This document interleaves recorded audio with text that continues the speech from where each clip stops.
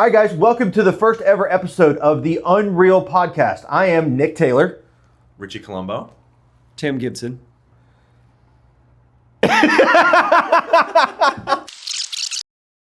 right, Richie, didn't you have a story for us? I do. Funny story. Walked into a house that I shouldn't have. Didn't realize I was at the wrong house. Opened the door. Gigantic dog. Ran as fast as it could at me. Closed the door, and I just hear scratching from about 40 pounds. So what's big for you? Like this? That's the size of my dog. So that probably a 90-pound Rottweiler. And the sound of the paws on the door, I literally was sweating and crying at the same time. Sounds like the scene from Sandlot where they're trying to get the ball from the backyard. Hey, exactly. I Benny the Jetted right over there. Yeah. Hey, sometimes you just want to run out of the house. I mean, it is what it is. Oh, it's terrible. I remember I walked into this house with an inspector. It was like 1 o'clock in the afternoon. Completely dead a day, right? Nobody's home. We talk. We're sitting there talking for 15, 20 minutes, right? Mega house, like 8,000 square feet. And we're talking 15 minutes. He goes, hey, do me a favor, run downstairs to the basement, start turning the lights on. I'll go upstairs. I'll turn the lights on first. I'll meet you back down here. Cool, great. Go to the basement, turn lights on, come back upstairs. This man is white as a ghost. I mean, white. I'm like, what the heck? He goes, you said there was nobody here. I'm like, we've been here for 20 minutes. There's nobody here. Turns out, daughter had been left home house sitting. 17, had gone out and partied a little too much the night before. Oh, boy. And at 1:30 in the afternoon, passed out, hammered, laying in bed from the night before. Been there. So we're like, oh crap! All right, we got to, professional, like completely on accident. We're politely having conversation in the kitchen. Then the next thing we know, this girl comes walking downstairs, hung over as hell, hair all over the place, in a skimpy little bikini, see-through freaking cover-up. Like, oh my God, can we get in any more trouble than this? And she just goes, I'm going to go hang out by the pool. Let me know when you boys are done. And just walks on out. We wanted to run so fast out of that house. Oh. That's scary. I have a similar story. Not quite as crazy, but I was FaceTiming some clients. And I was doing some virtual showings. And we were in this townhouse community. And there were 2 KW signs right next to each other. 2 listings right next to each other. And as I'm FaceTiming my clients, I went to open the lockbox. We're talking. I'd seen a couple others with them, and I'm unlocking the door and talking to them, just shooting the breeze. And I'm like, yeah, this house looks pretty cool, whatever. And as I'm talking to them, I hear a voice from the other room, and the house is all dark and just feels kind of weird. And I just hear a voice go, "Hello," like that. And I was like, "Oh no!" I was like, I was here for the 2 o'clock showing," and she was like, "No, you're not." I'm sorry. I thought I had an appointment. She's like, "There is no appointment." And I was like, "Oh, I'm so sorry." And I just pulled the door shut and I walked back out and I looked at my phone as I'm talking to my clients and I went, "Oh, it's the house next door."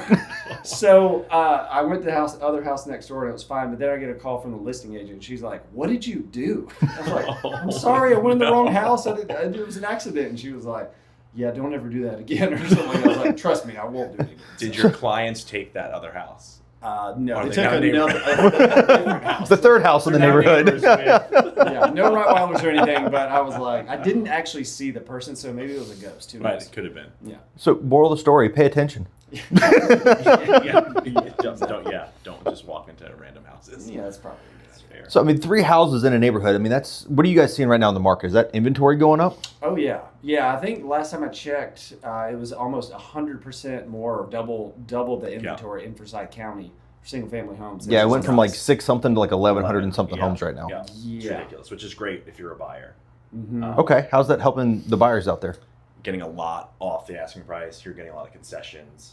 It's a completely different market as opposed to the COVID market where the sellers were just listing at $100K, nothing, right? You're getting due diligence, you're getting everything. And it's really attractive if you're a buyer to get in now, even though the interest rates might be a little high. Yeah. But not comparatively. So, shameless plug of the week. If you need to buy a house and you want money, call these guys. What are you seeing? Yeah, same. Buyers are really picky right now which they didn't really have the luxury of being picky in the past few years. It's very true. So, if the house is not perfect for them because everything is still expensive, mortgage rates are high, house prices are high, the price of eggs is like, still $10 a dozen or something like that. Yep. So they're just going, you know what? I think it's just buyer fatigue. They're like, you know what? If this house isn't perfect, I ain't buying it. It's 100% right. They want move-in ready. Like somebody said to me the other day, it's like a beauty contest out there. The buyers just want everything to be done. If there's a single bathroom that's not renovated, they just don't want to do it. So it's the renovations that matter. So even if I've got a home built in 96 that's flawless, immaculately maintained, it's a no-go right now.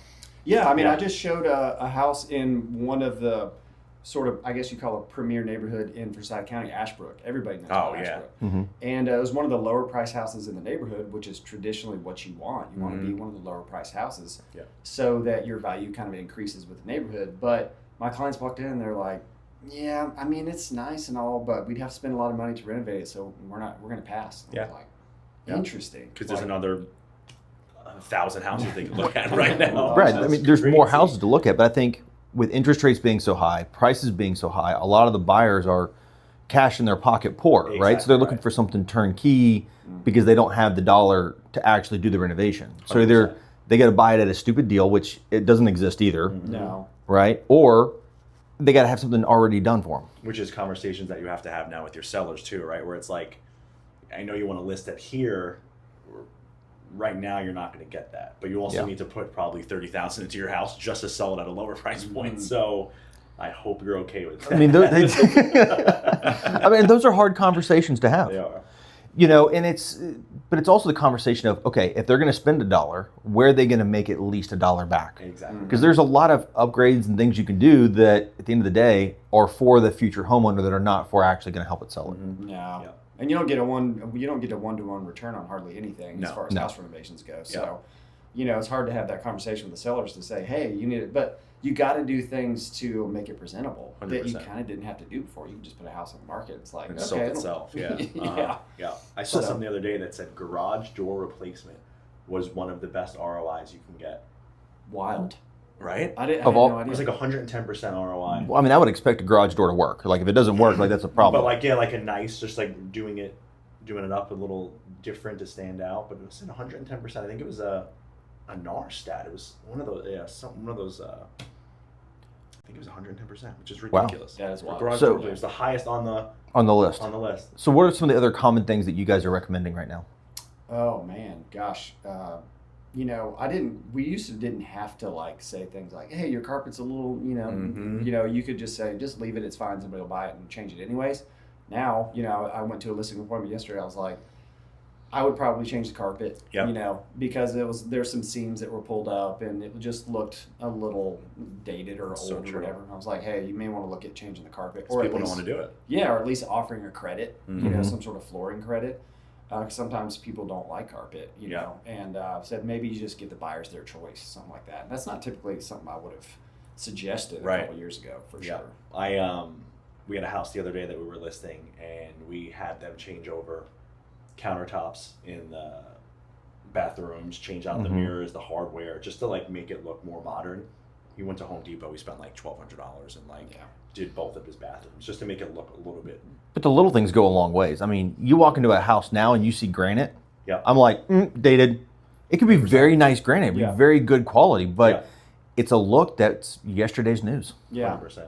Yeah, no, and it's like it's almost like the Formica from the 80s and 90s. It's like granite's just pretty basic these days, which it used to be a massive upgrade. But now it's just kind of. No, I mean, you go into some of this new construction that's at $500,000 and $600,000, and they can't give it away with granite in there. Right. Yeah.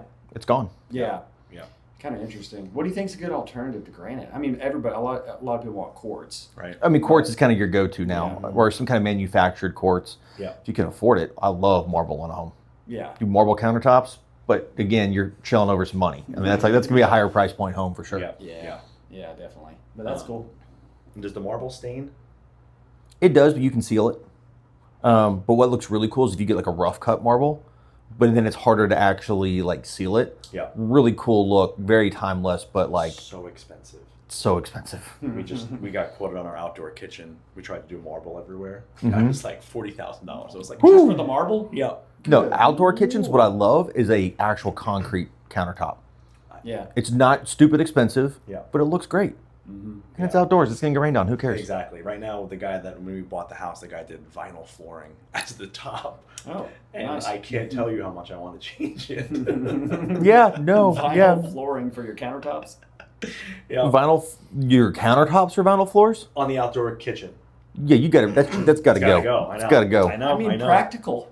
You know. We went from that to me getting a quote for marble. So there's probably an in between there. There's a happy medium. There's a happy medium, Maybe hardwood right? flooring. Exactly. Hardwood flooring. Hardwood flooring for the countertops. Okay. Butcher block, right? It's a good look. Yeah, try that. Yeah, so that's where I'm at with marble. Yeah. You're a little expensive. So, but back to what we were talking about, right? The houses have got to be buttoned up. It's got to be priced right, Yeah. right? They're still moving. It's not like things aren't moving at all. I mean, inventory's definitely gone up. There's, 4.8 months worth of inventory right now out there. But it's still slightly on an edge to the seller. Yes. Yeah. Sellers are negotiating. It's becoming more of a middle ground and more neutral. But, I mean, buyers are looking better every day. They are. And if you're a seller that overlists, you're in No. so much trouble. You're going to make less than if you would have just listed appropriately because you're just going to keep chasing that market down. Well, chasing it down is the right thing, right? By the time you're ready to do a price reduction, the market's already shifted even lower. Yeah, exactly. And you're behind the 8 ball. So now I that, mean, that $20,000 price decrease is probably more like 40 or 50, right? Right. By the time you actually make it, when you could have just started at, you know. well, then on the flip side, I've got some people that have homes that have been out there for 45, 60 days. It's priced right, and it's just taking that much longer to move. Exactly. So just because you're still there in 10 days or a week or 2 weeks later, doesn't necessarily mean you got priced wrong. Yeah. And I think that's the mindset I think that people agents have to realize now too, especially even on the buy side, right? Like I have buyers that are like, well, that's 2 weeks on the market. It's got to be way overpriced. And I'm like, it's not. It's just a different market. It's not. Things aren't going in 3 days. Yeah. So if it's 14 days, it's still probably priced pretty close to where it should be. And you have to, supply the comps. It's not 2002, 2003 anymore. I mean, our market truly does look more like 2017, 18 than it does the COVID years. Yeah. Yeah, and I think some people, some people try to sound the alarm and say, it's a market crash and just watch, it's all going to, bottom's going to fall out and things like that. I don't necessarily think that's it. It may just feel like that because Agreed. it's been such a boom the last few years. It's just different. And it's just a return to maybe a normal market, Agreed. which we haven't had in so long. Which I actually enjoy. I think that some agents won't be able to hang, and some will go out of the business because they can't have those conversations. That's where I think a lot of the agents that have come into the business over the last 5 years, they don't know what that market's like. Yeah. They don't have the negotiation skills. So either it's a returning to the old normal for the agents that developed those skills years ago, Yeah. or learning new skills. Yeah. But it's a shift either way you look at it. Yeah. And Yeah. if you're looking for a brokerage, where would you come to learn? Oh, I think you can come see us. Shameless plug for ourselves. Keller Williams Community Partners right here in Cumming, Georgia. Good choice. That's a good choice. And Nick will definitely help you learn some of those skills that you may be rusty on. We do have classes all the time. We do have classes. With all kinds of stuff, basically regarding some of these shifts and things like that. So Yeah, I mean, whether it's learning how to price in today's market because we're doing it differently, learning back to the basics on the fundamentals on how to really go about marketing homes. A lot of listing agents over the last 3, 4, 5 years haven't had to market a home. Just putting it on the internet did it for you. Yep. And a lot of agents are lazy. They've forgotten how to do it or they never learned how to do it. So you really have to go back and really focus on those skills and make sure that you're marketing a home in the right way to actually attract the buyers to get your client the highest and best price for that home. That's absolutely right. Yep, 100%. That's awesome. Yep. Good stuff. All right, guys. Well, I think for the first round in an episode, that's a wrap. That sounds That great. is. Now we need... All right, guys. Alternate ending 47 this time. All right, it's time to wrap it and crack it. All right, here. Boy, I was really behind on that one. We thumbs. There we go. That's awesome. All right, cheers to the first one, guys. Yeah, that was fun. Cheers. Yeah!